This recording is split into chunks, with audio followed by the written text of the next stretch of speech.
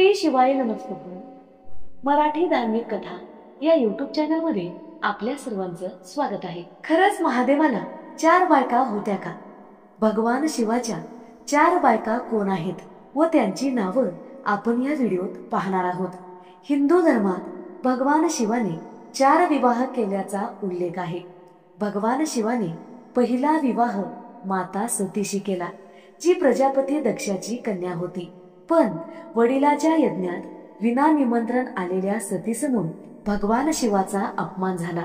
तेव्हा तिने यज्ञ कुंडात आपल्या प्राणाची आहुती दिली.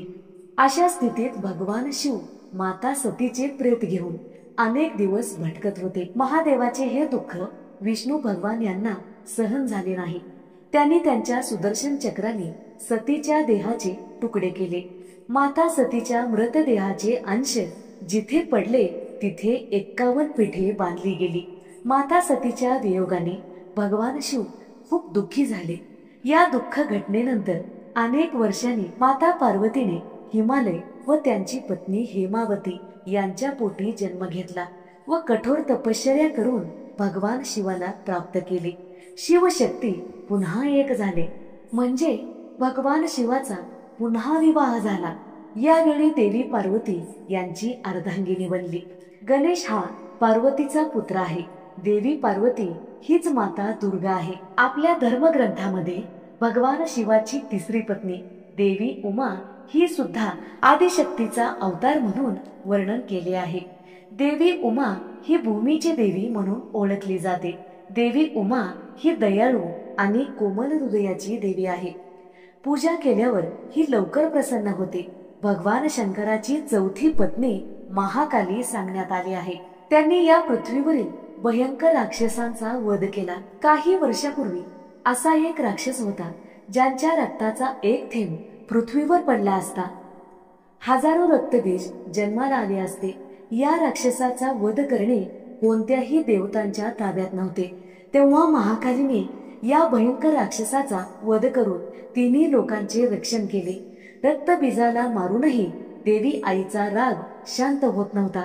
तेव्हा भगवान शिव तिच्या पायाशी झोपले. चुकून आई महाकालीने पाय भगवान शिवाच्या छातीवर ठेवला. त्यानंतर त्यांचा राग शांत झाला. अशा प्रकारे शिवाची शक्ती म्हणजे आदिशक्ती माता पार्वती यांचेच 4ही अवतार आहेत. शिवावरील प्रेमामुळे पार्वतीने अनेक जन्म घेतले व शिवाशी लग्न केले. सर्व विवाह शिवाने आदिशक्ती सोबतच केले.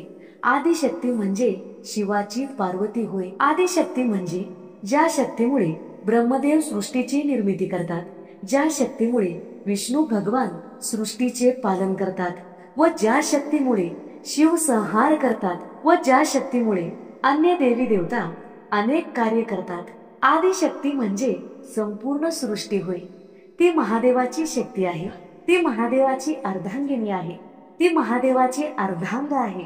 काही लोक म्हणतात की महादेवाचा गंगा सोबत विवाह झालेला आहे, पण हे सत्य नाही. गंगेचा उद्धार व्हावा व पृथ्वीवरील लोकांना गंगेच्या पवित्र जलाची प्राप्ती व्हावी.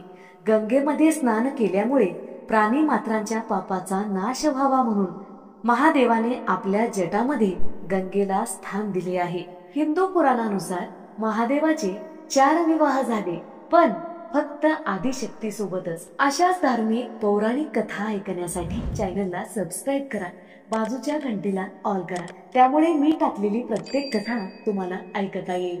धन्यवाद. श्री शिवाय नमस्तुभ्यम.